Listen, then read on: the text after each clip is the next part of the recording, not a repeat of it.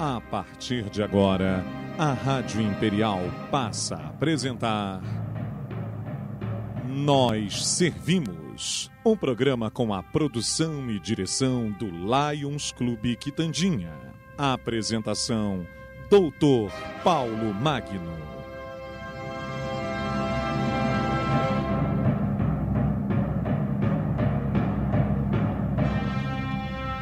Bom dia, ouvintes da nossa Rádio Imperial. Aqui estamos hoje mais uma vez, neste sábado, com o sol. Não sei até onde esse sol vai. O Lucas já disse que a previsão é de chuva para tarde. Pô, eu tenho uma festa para ir, como é que eu vou? De chuva? Poxa, aí é terrível. Ah, mas tudo bem, né? Estamos precisando também um pouquinho de água. Bom, ouvintes, nós hoje queremos inicialmente abrir o nosso programa convidando a todos que o SOM, o Serviço de Obras da Misericórdia, estará realizando no dia 26 de outubro, a partir entre 15 e 18 horas, um bazar de roupas chiques. O dinheiro é arrecadado será para as obras assistenciais do SOM, o Serviço das Obras da Misericórdia. O bazar estará funcionando no dia 26 de outubro, guardem aí. No dia 26 de outubro, no Salão Paroquial da Catedral de São Pedro de Alcântara, ali anexo à Catedral. O SOM atualmente é presidido pela domadora do Lions Clube Petrópolis Quitandinha, a nossa domadora Luci Fadini, que voluntariamente também trabalha para essa obra social, onde ela é presidente. Muito bem. Falando isso, nós hoje vamos entrar num assunto que vamos bater um papo sobre os três poderes da nossa República, né? E para isso nós convidamos dois amigos, dois advogados, sendo que um é foi juiz, Dr. Fernando Fraguas Esteves. Bom dia, doutor Fernando. Bom dia, doutor Paulo Magno. É um prazer voltar a falar com o senhor e com os ouvintes dessa prestigiosa Rádio Imperial. Vamos deixar o senhor de lado, porque o senhor está lá em cima, né? Tá bom, meu amigo. Fernando, como você vê as recentes tensões entre o Judiciário e o Legislativo e também sobre as discussões no Congresso sobre a reforma política? Ô Paulo, o assunto mereceria a gente estar numa plateia para debatermos isso por mais de horas, ou talvez alguns dias, né? Não resta a menor dúvida. Dada a diversificação e a quantidade de assuntos que a gente deveria falar. Mas, de qualquer forma, vamos tentar resumir isso de uma forma simples para que todos nós possamos entender.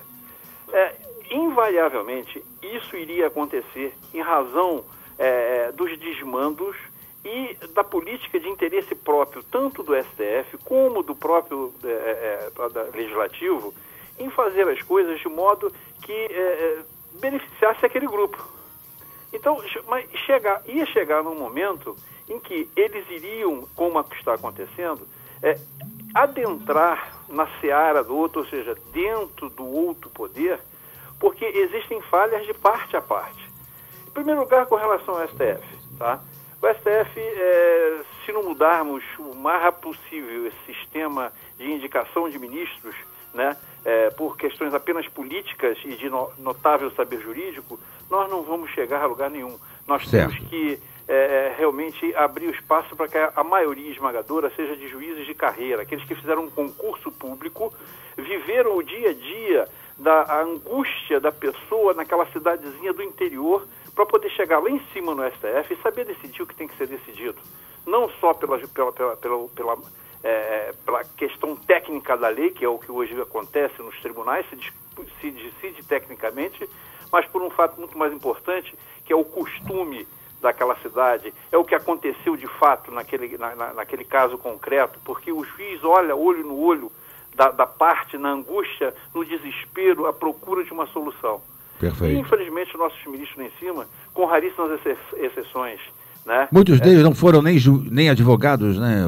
Pois é, né? Com raríssimas exceções. Tirando o Fux, por exemplo, o Dr. Fux, que foi advogado, inclusive foi juiz de nossa cidade, né? Aqui de Petrópolis, tá? Os outros, todos foram indicação política, foram advogados de renome, de escritório de renome, e não tiveram... Alguns até nem de tanto renome assim, né? Bom, aí eu não vou discutir se o Congresso achou que eles tinham renome suficiente para ir para lá, né? Pois é. Mas o que acontece? Diante dessa falta de, vamos dizer assim,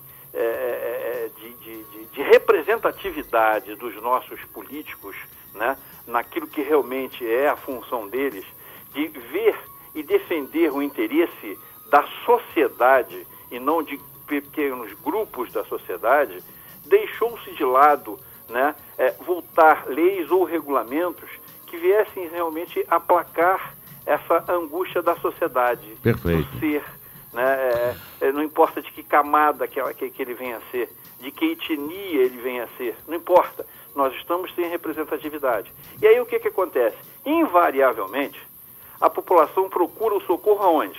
Na justiça. Exato. Então aí cria-se aquela figura da judicialização de determinados...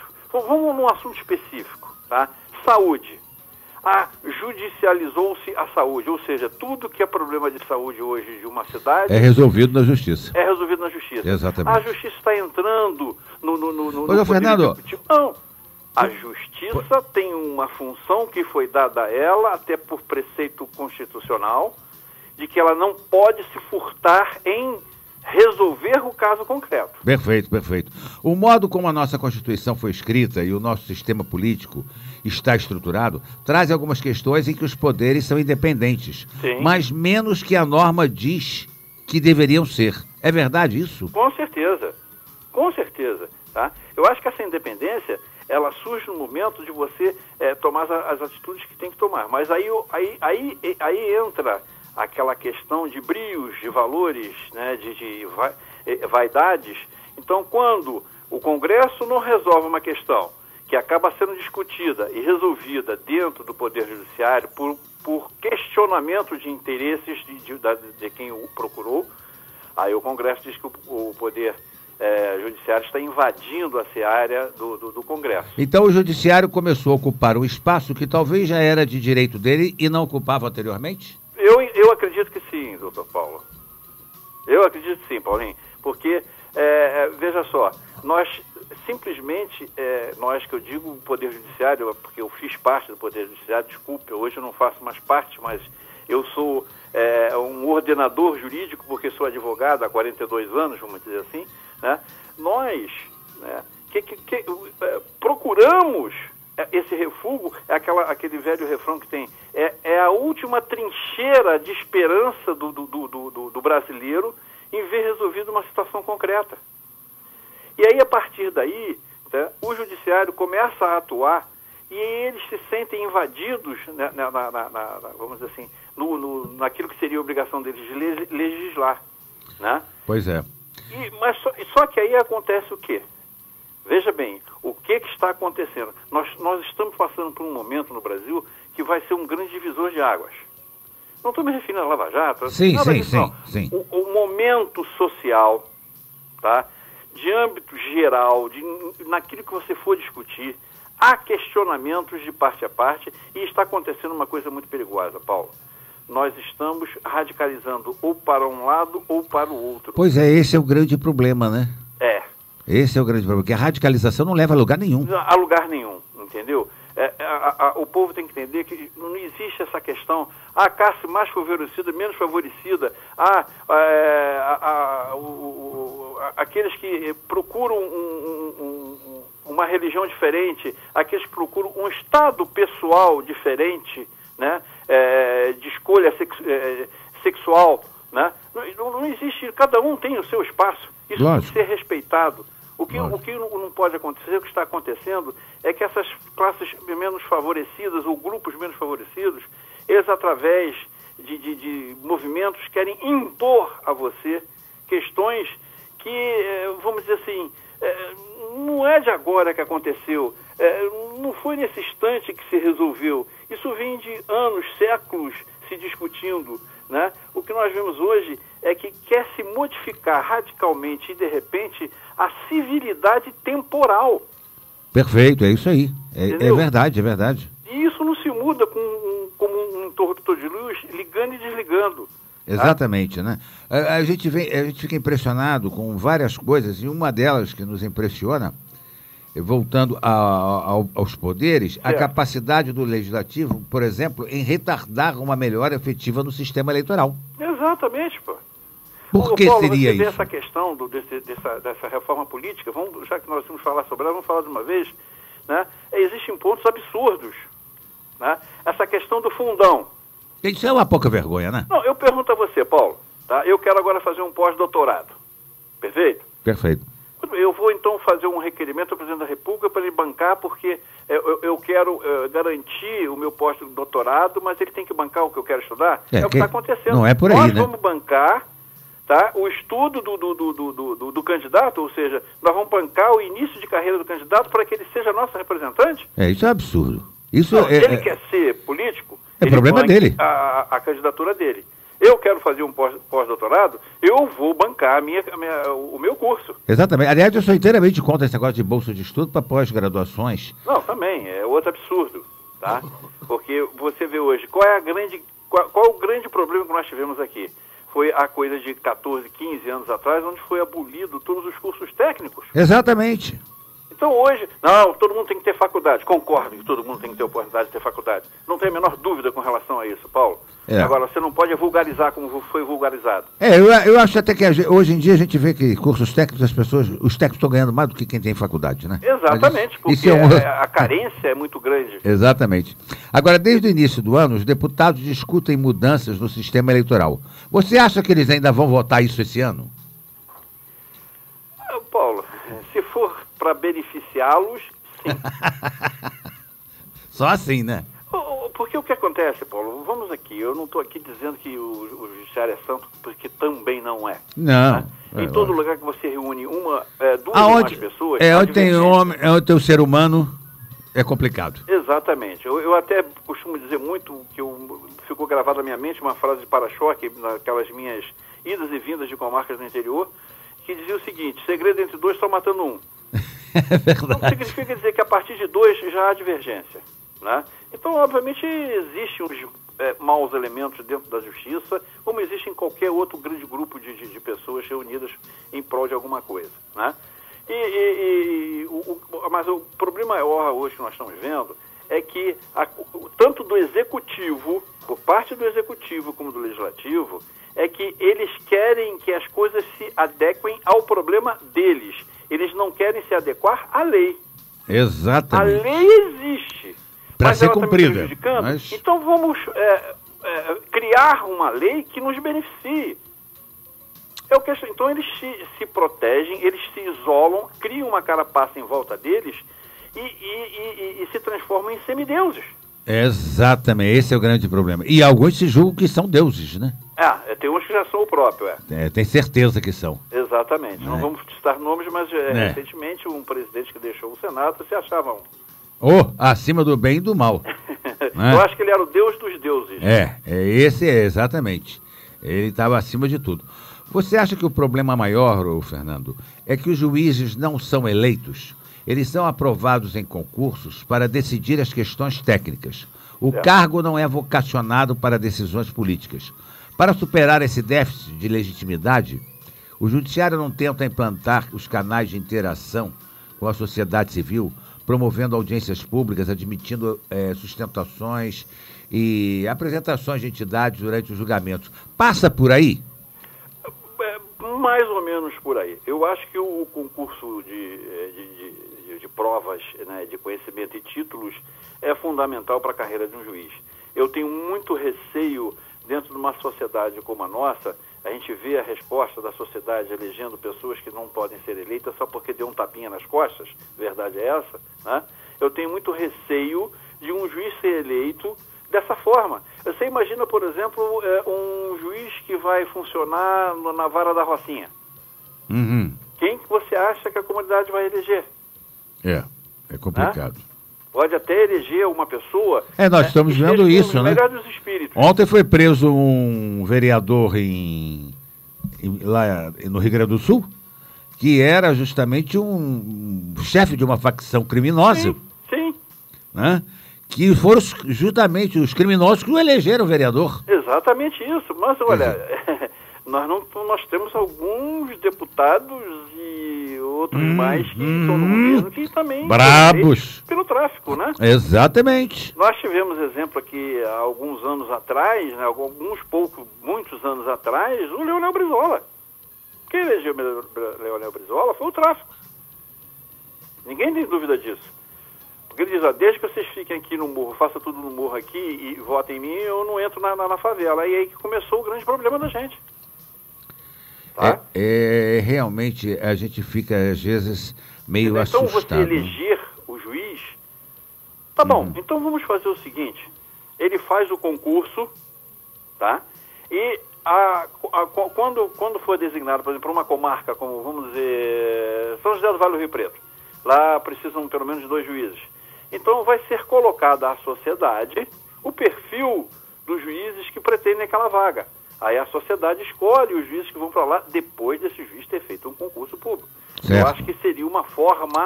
seria uma forma mista, né? Mista, exatamente. Não deixa de ser uma escolha, mas seríamos dentro do, vamos dizer assim, como é que se fala? Eu esqueci o termo agora. Lista fechada, né? Uhum. Seria uma lista fechada de nomes em que a sociedade escolheria os 2 juízes que iriam para lá. Seria uma forma de você homenagear a sociedade de ter... Porque muitas das vezes também, às vezes tem comarcas que tem juízes que são totalmente incompetentes e que ficam ali anos e anos atrapalhando a vida de todo mundo, né? Sem dúvida nenhuma. Né? Sem dúvida nenhuma. A gente sabe disso, né? Com certeza. Mas, por outro lado, Paulo, essa questão de você começar a botar a questão política dentro do judiciário tem um outro porém, né? Eu tive a oportunidade de sentar 20 anos na cadeira como magistrado, né? E tive a oportunidade de correr 27 municípios no Espírito Santo, onde eu fui juiz, né? Fui juiz em 27 cidades diferentes. Então você sente, você só se sente seguro quando você tem certas proteções que a própria lei e a Constituição te garante. Ou seja, inamovabilidade. Perfeito. O juiz só pode sair dali se houver realmente um processo administrativo contra ele, por denúncia de algum ato irregular ou algum fato irregular, e se 2/3 do tribunal votar pela transferência do juiz ali. Por que tem que ter inamovabilidade? Porque você o juiz da comarca lida o dia a dia com a política local. Exato. E o político local, o prefeito, o vereador, aí está ligado a um deputado federal, a um deputado estadual e a um senador. Uhum. E aí surge aí o problema que acontece com os delegados. O delegado não tem inamovabilidade. Se ele contrariar qualquer coisa que a cidade acha que não pode ser assim, a política retira aquele delegado. E o transfere, exatamente. E aí o juiz, ele não teria, vamos dizer assim, a força ou a isenção de decidir um processo que na hora que ele fosse decidir, esse juiz não vai decidir como a gente quer. Não é como a lei determina, como a gente quer. Então afasta esse juiz daqui. Então o juiz tem que ter essa questão da inamovabilidade. Exato. O poder em excesso tende ao abuso. Por isso a maior parte dos países ocidentais adota a lógica da separação de funções. Então eu te pergunto, a ideia é que as pessoas distintas exerçam de forma independente as atividades legislativa, executiva e judiciária? A ideia é essa, né? Eu acho que num país que se diz democrata, né, a ideia é essa, desde que isso seja feito com responsabilidade, é o caminho certo para nós chegarmos à democracia ampla. Essa é a minha opinião. Tá? Perfeito. Então vai muito do caráter e da responsabilidade de cada um que exerce esse cargo. Ô, Fernando, qual seria a reforma política ideal? Nós precisamos sair desse estado gelatinoso em que os poderes mal se equilibram? Rapaz, você pediu que eu descubra a pólvora sem fazer barulho, né? Fica difícil o ideal.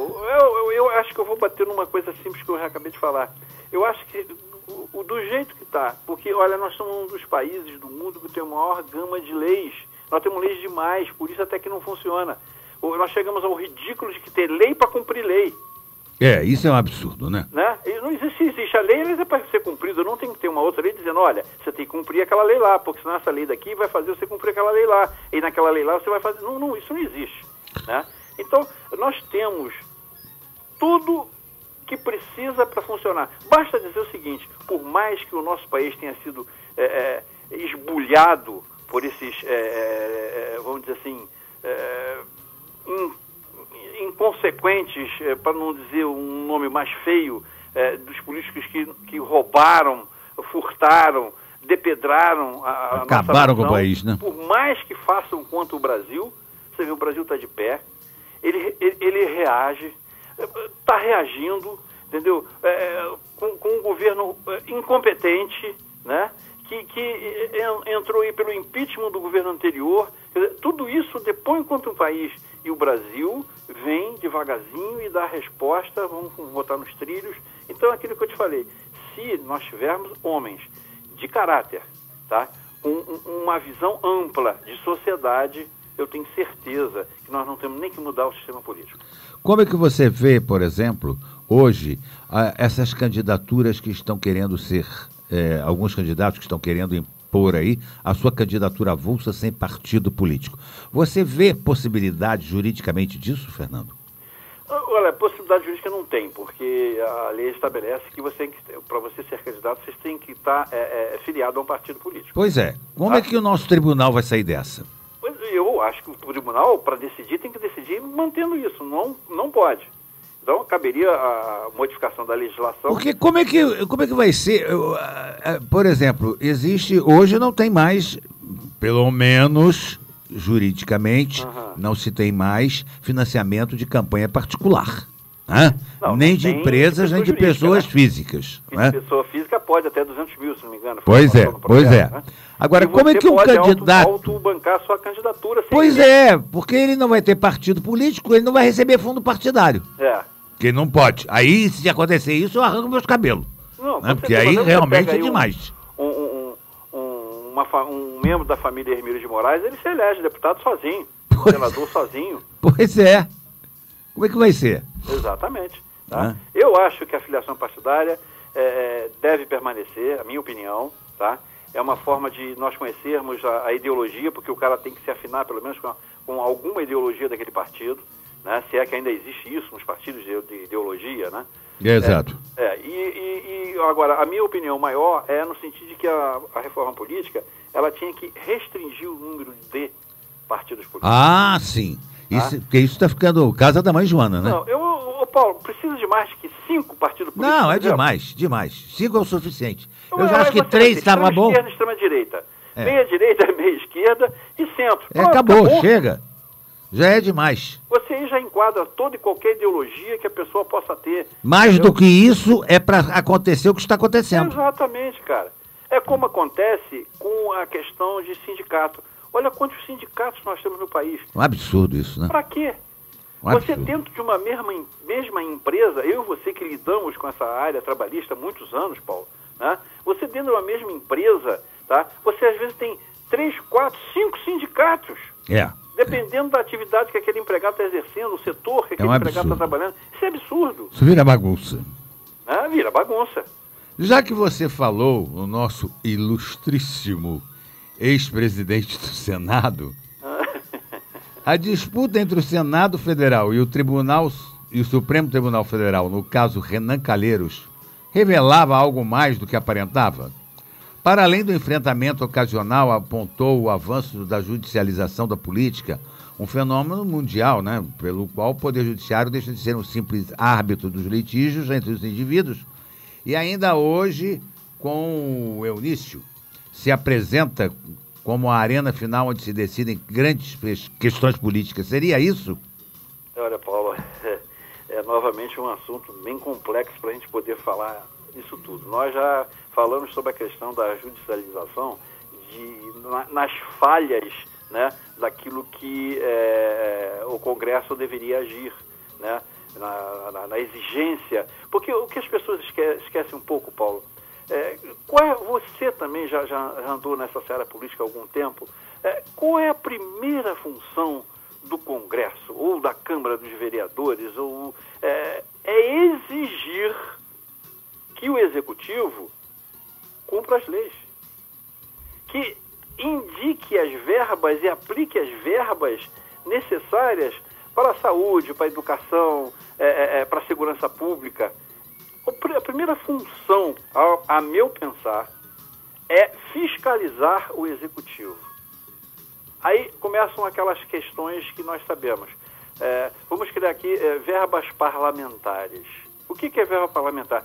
Nada mais do que um benefício a um determinado deputado se torna... para que vote uma determinada Exatamente. lei, um projeto de lei. Passa a ser verba parlamentar, né? Exatamente, para lamentar, tá? Então, Paulo, a questão é simples. É aquilo que eu falei, a questão é simples. Basta a gente ter ali homens sérios, com vontade coletiva, tá? E de caráter. A partir daí, eu não tenho dúvida que as coisas vão se acertar. Homem de caráter na política tá difícil. Não, mas é um grande problema, Paulo. Porque se elegem, se reelegem e ficam os mesmos e não mudam. Pois é, mas o povo parece que gosta disso, né? Não entendo muito bem, não sei. Exatamente. Aí ficam esses grupos aí, não, vota nulo porque anula a eleição. Não existe anular a eleição. Exatamente. Não existe. Eu já disse isso, olha, um voto elege uma pessoa. Exatamente, 2 votos é a maioria. Exatamente. Tá? Fernando, eu queria agradecer muito a você a disponibilidade de nos dar aqui uma aulazinha sobre judicialização, sobre esses problemas da política aí, porque realmente o nosso povo precisa entender o que vem a ser isso. Ouve-se muito falar em judicialização, e as pessoas não sabem o que é isso. Exatamente. É a interferência justamente do judiciário nos problemas legislativos, já que o legislativo não faz. Exatamente isso, Paulo. Você resumiu toda a nossa entrevista. É isso aí. Então eu queria deixar aqui os nossos microfones para a sua despedida. Ô Paulo, eu só tenho a agradecer essa oportunidade que você me deu. Desculpe se eu não fui extremamente técnico na resposta. Não, você foi bem didático. O povo precisa ouvir o que realmente acontece na língua simples de que nós falamos todos os dias, para exatamente chegar a essa conclusão. Tá? A Justiça está judicializando uma série de questões relativas ao Legislativo e ao Executivo? Está. Por quê? porque eles não estão fazendo. Exatamente. E a justiça não pode se furtar de fazer. Exatamente. Sob pena do povo é que sair prejudicado. Sim, né? E sob como pena sempre. da justiça ser penalizada, porque há uma pena se você não por omissão também. Não der jurisdição. Né? Se você não atender ao resultado do que foi pedido, ou sim ou não, tá? O juiz responde a um procedimento. Perfeito. Então é isso aí, meu amigo. Muito obrigado. Obrigado a você, Fernando, por nos atender aí. Paulo, estou à sua disposição se eu merecer todo esse cartaz que você me dá aí. Olha, é uma honra para nós também, tá? Tá bom, Paulo. Um abraço. A honra é minha de ser seu amigo há esses... Não vou dizer quantos anos, para não dizer quantos anos. Não diz não. Mas há mais de 50 anos. Não diz isso tudo, rapaz. Não diz isso tudo, não. Tá bom, então, Paulo. Tá? Um grande abraço para você. Para você também. Tchau, tchau. Bom, ouvintes, nós vamos agora fazer um pequeno comercial aqui, o nosso intervalo comercial, e vamos bater um papo em seguida com o Dr. Paulo Figueiredo, que já deve estar também a postos para nos atender. Até já, amigos. Lucas, manda brasa. Estamos apresentando Nós Servimos, um programa do Lions Clube Quitandinha e a apresentação de Dr. Paulo Magno. Bom, ouvintes da nossa Imperial, estamos de volta aqui hoje falando sobre judicialização, né, da nossa política, falando sobre esses problemas que o povo escuta muito falar e não entende muito as questões que estão em torno disso.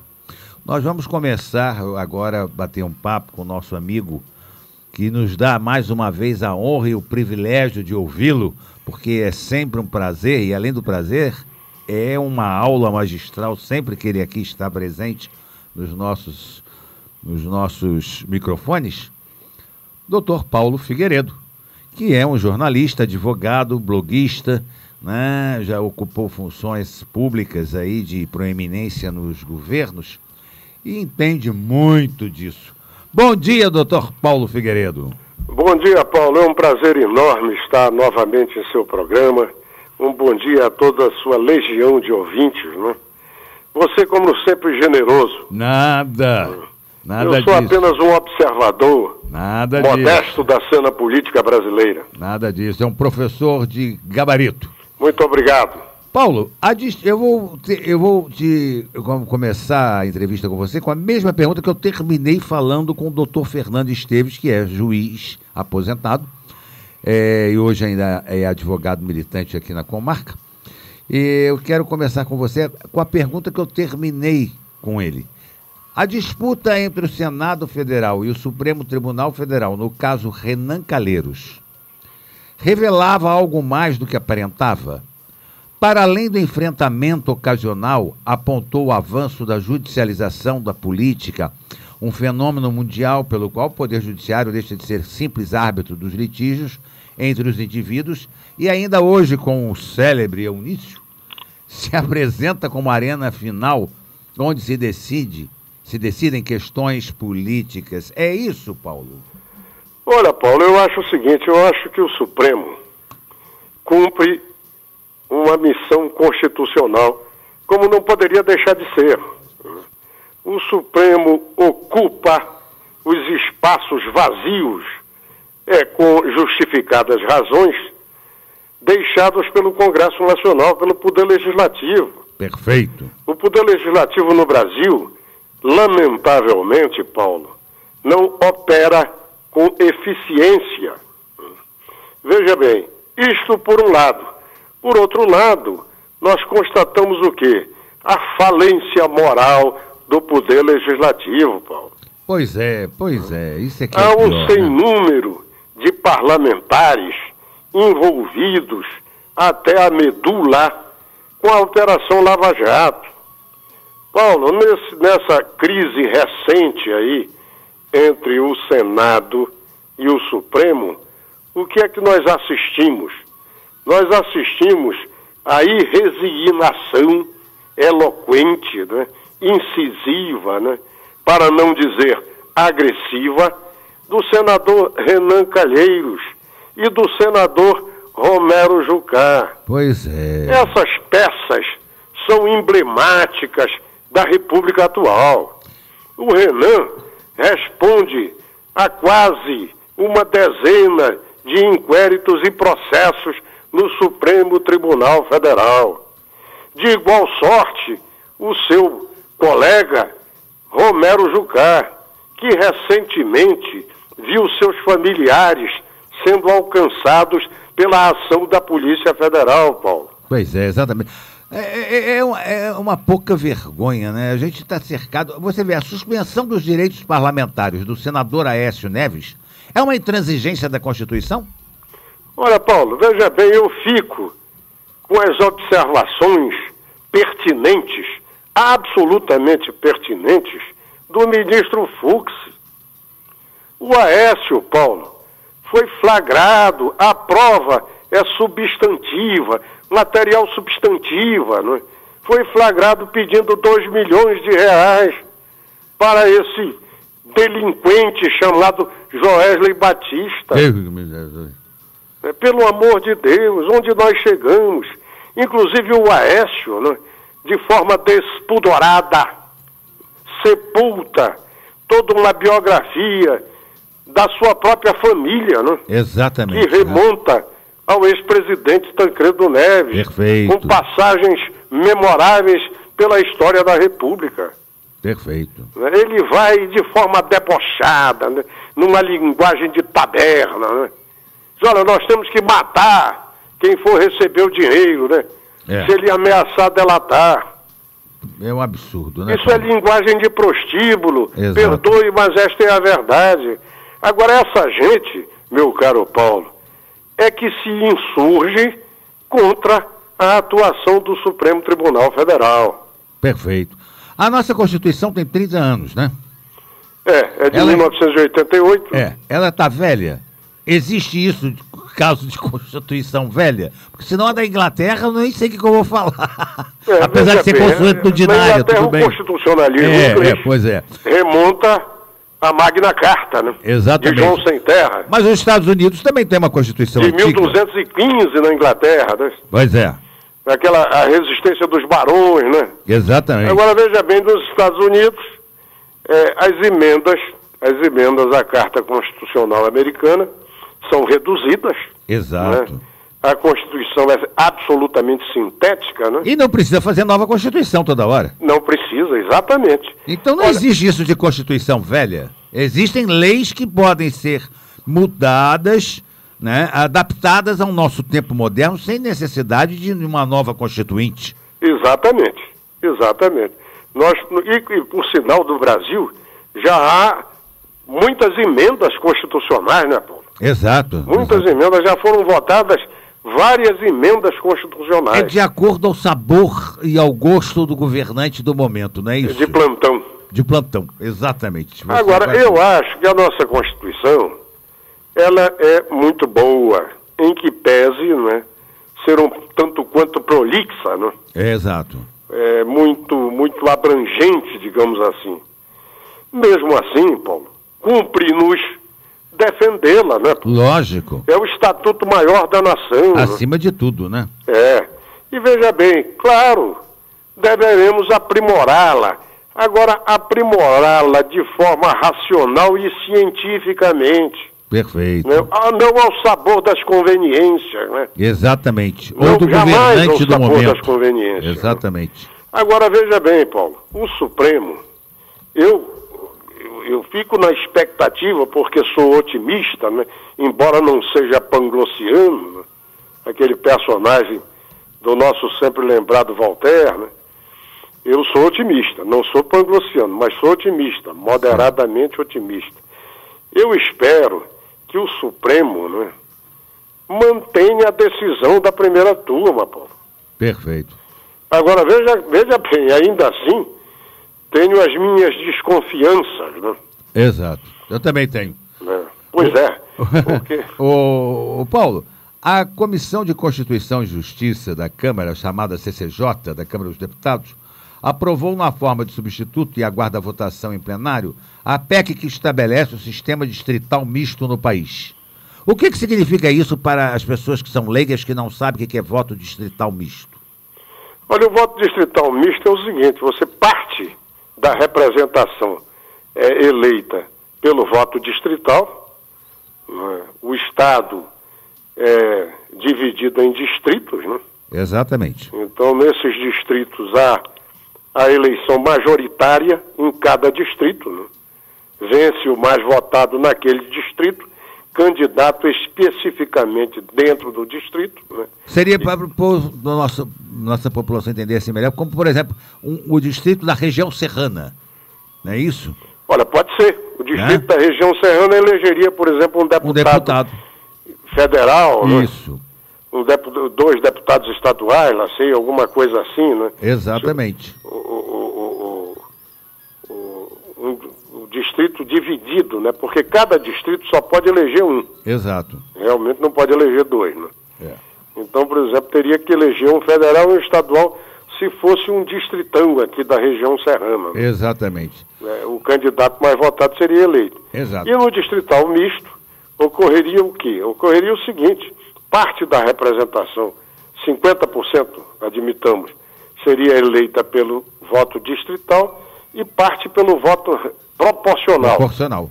Né? Exatamente. Onde o candidato seria votado em todo o Estado, mais ou menos como ocorre atualmente. Né? Exatamente. Pelo sistema proporcional.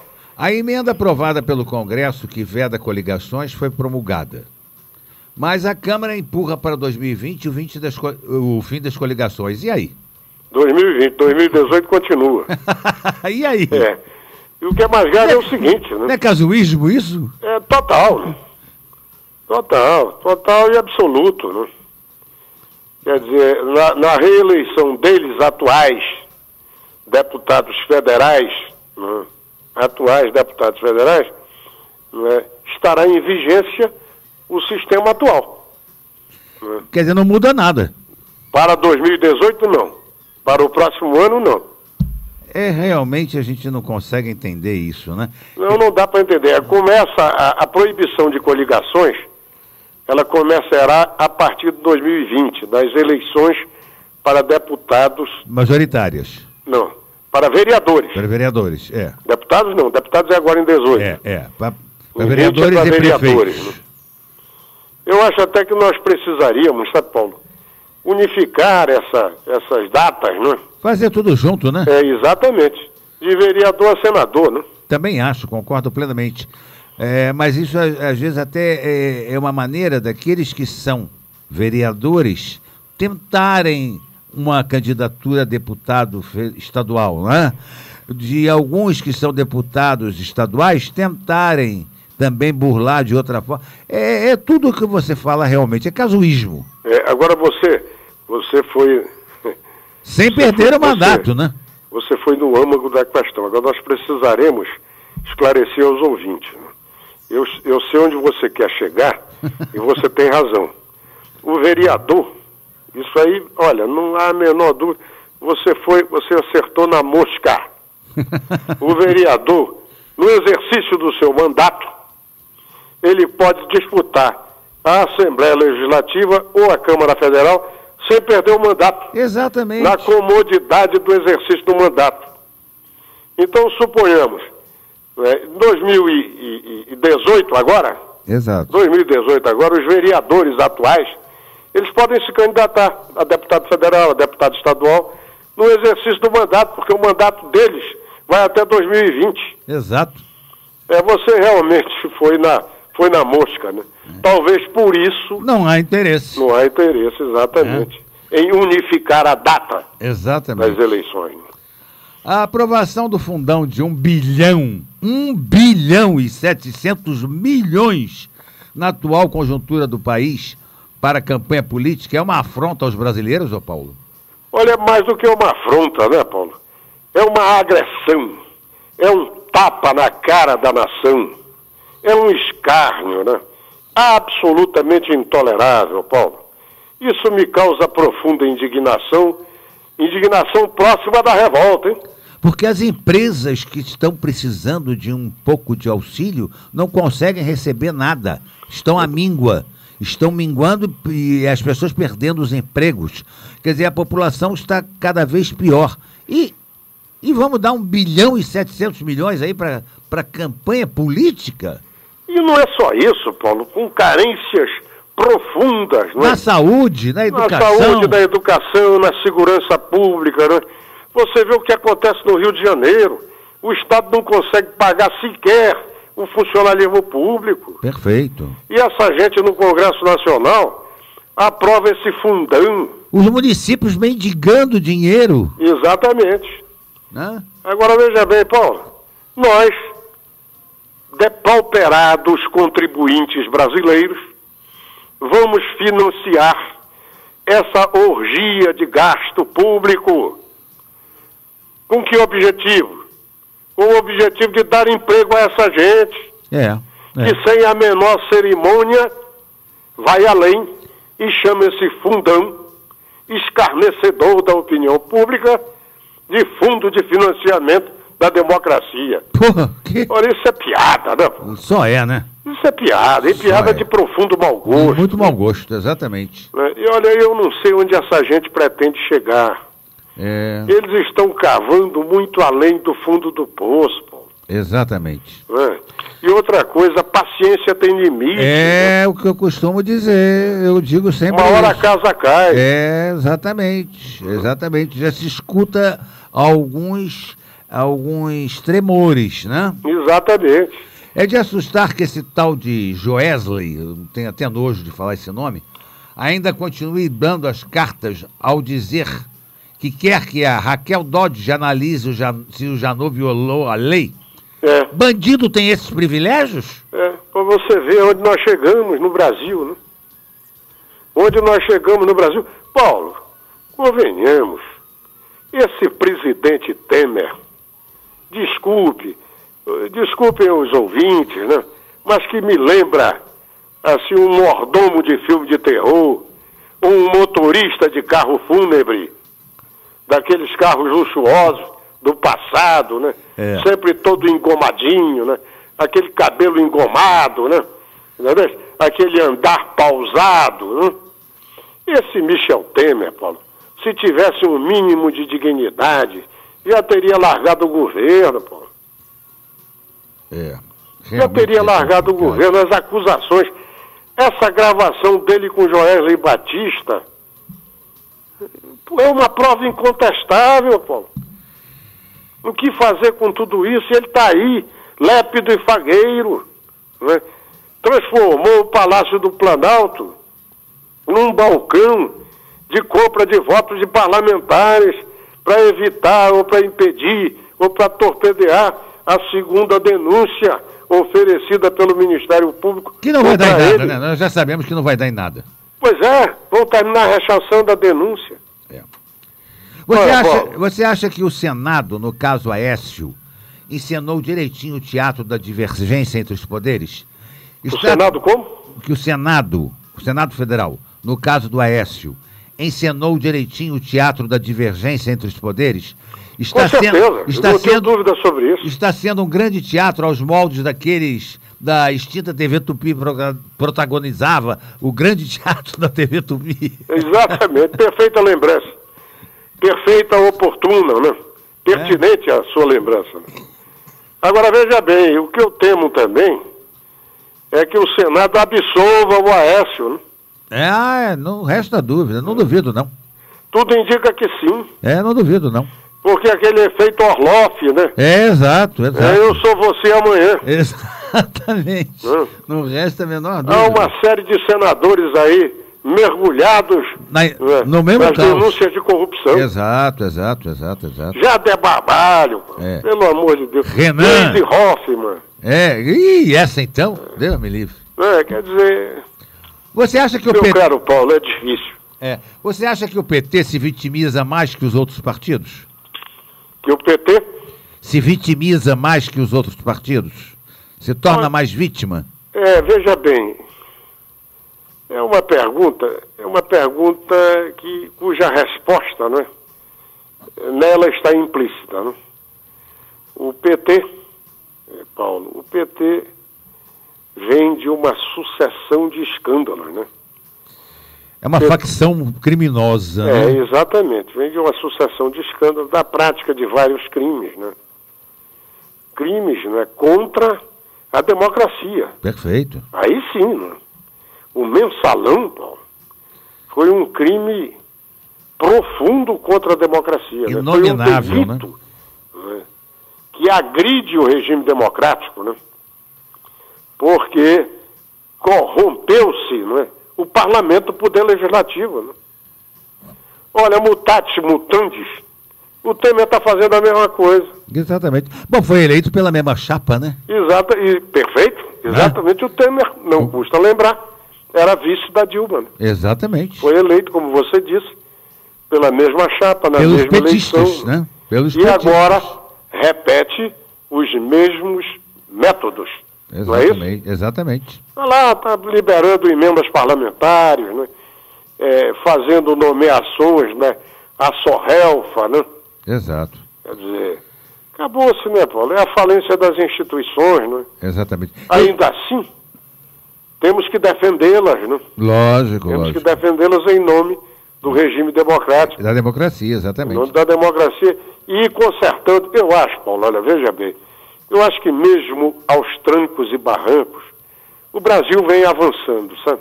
Certo. Bom, isso eu concordo. Porque, veja bem, Paulo, nós temos hoje no Brasil... O doutor Fernando acabou de falar isso também aqui na entrevista com a gente. Ainda bem. O nosso juiz tem essa mesma visão. Exato. Veja bem, né, Paulo? Quando seria possível imaginar que o maior empreiteiro do Brasil poderia ser preso, Paulo? Pois é. O Marcelo Aldebrecht está preso. Que absurdo. Paulo, ex-governador do Rio de Janeiro, o segundo PIB brasileiro. Exato. Está preso, condenado a 40 anos. O senhor Sérgio Cabral. Exatamente. Um ex-ministro da Fazenda, o Palocci, está preso. Quer dizer, isso é um avanço extraordinário. Não resta dúvida. Não é? Não resta dúvida. Então cumpre... Jamais poderíamos pensar isso no Brasil. Exatamente. Você vê esse Ike Batista aí, né? Com prisão domiciliar, né? Esse Nussmann, não é, Paulo? Exatamente, que absurdo, né? Que absurdo, quer dizer... Agora isso, de outra forma, né? Serve de conforto, né? E faz com que nós possamos apostar no futuro, né? Perfeito. Mantido o regime democrático. Você acha que existe uma diferença gritante entre judicialização da política e ativismo judicial? Você poderia resumir isso? Olha, eu acho o seguinte, que olha, essa judicialização da política, eu acho que isso é um conceito muito conveniente aos parlamentares envolvidos em ilícitos. Entendeu? Perfeito. Veja bem, não há ativismo judicial. O que acontece, eu disse ainda há pouco, o que acontece é que o Supremo né, e a magistratura brasileira, de um modo geral, ela avança sobre o vácuo. Avança sobre o vácuo. Se não há legislação pertinente, Paulo, que a magistratura decida em cima dos fatos que são postos a seu julgamento. Concorda? Concordo plenamente. Não tem outra saída. Não é? O cidadão bate, ou o Ministério Público, ou o cidadão bate às portas da justiça. O Poder Judiciário tem que se manifestar. É lógico. E é o que tem sido feito. Não é? Ainda bem, Paulo, ainda bem que nós temos, apesar de alguns senões, não é, que nós conhecemos bem, né, nós temos ainda o Poder Judiciário que funciona, né? Exatamente. Que funciona mal ou bem, funciona. Exato. Vem funcionando. Né? Ô Paulo, atualmente o peso da balança pende para o judiciário. Instituído para solucionar litígios e disputas, né? O judiciário vem, vamos dizer, adquirindo um protagonismo em outras searas, em especial no campo legislativo. Não raro vemos o Supremo Tribunal Federal tratar de questões sensíveis, como casamento homoafetivo, demarcação de terras indígenas, greve de servidores públicos, entre outras coisas, né? O silêncio do Poder Legislativo sobre tais assuntos, por falta de disposição, que eu só acredito nisso, para pautar temas desconfortáveis e eleitoralmente desgastantes, leva a sociedade civil ao judiciário? É isso aí. Eu concordo com você. Você faz uma observação procedente, absolutamente procedente. Realmente, se o Poder Legislativo não age, né? Se omite? Exatamente, se omite por uma ou por outra razão, né? Cabe ao Poder Judiciário avançar na análise, né? E na avaliação e decisão sobre essas questões. Porque a sociedade não pode ficar à mercê. Exatamente. De não resolver seus problemas. Esperando ad eterno. Né? Exatamente. Por uma solução, por uma decisão do próprio Poder Legislativo. Perfeito. Que, como você disse, se omite. Ô Paulo, eu gostaria de agradecer a oportunidade, mais uma vez, de bater um papo com você aqui. É sempre muito esclarecedor. Meu irmão, é sempre uma alegria muito grande. Sou um admirador do seu programa e da sua atuação. Não apenas como profissional do direito, mas como jornalista, né? Como radialista. Né? Um homem que faz da verdade, né, a sua própria razão de ser. Obrigado. A recíproca é verdadeira, né? E nós gostaríamos de tê-lo aqui em breve nos nossos estúdios para batermos mais um papo aí a respeito de outros aspectos aí da nossa vida política e pública nacional, porque realmente é sempre são aulas que o povo aprende e apreende também a conhecer melhor, para poder se decidir. Afinal de contas, nós estamos às portas de 2018, onde teremos eleições aí, e o nosso povo não pode se dar ao luxo de errar mais uma vez. Nós agora temos que acertar, e acertar para melhor, para que esse país possa se reconstruir diante da barbárie com que fizeram do assalto aos nossos cofres públicos e às nossas empresas. Paulo, queria deixar os nossos microfones para a sua despedida aí. Meu caro Paulo, será sempre uma honra participar do seu programa.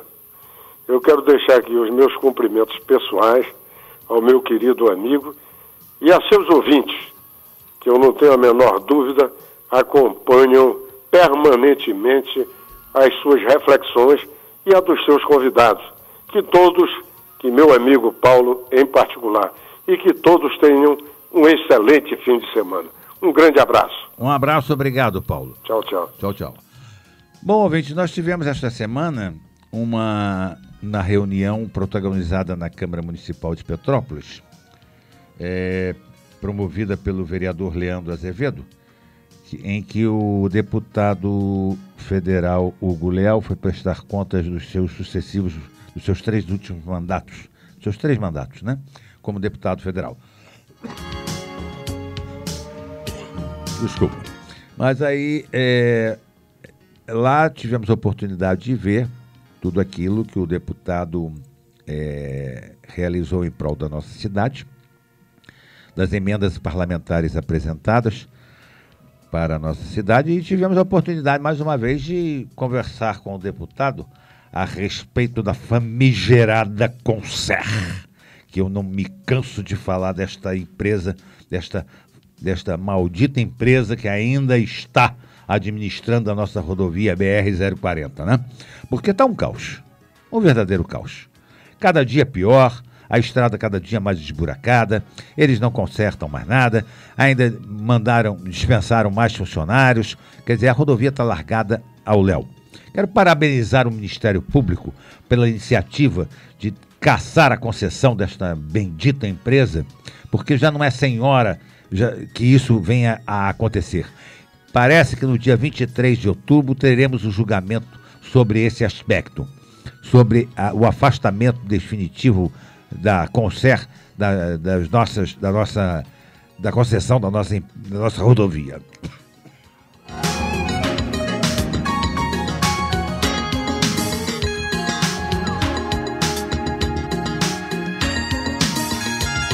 Eu espero, sinceramente, que isso aconteça o mais rapidamente possível, porque ninguém suporta mais a total falta de segurança, não só na pavimentação, mas também, em especial, da própria segurança daqueles que são obrigados a trafegarem por esta rodovia, porque não tem absolutamente nenhuma segurança.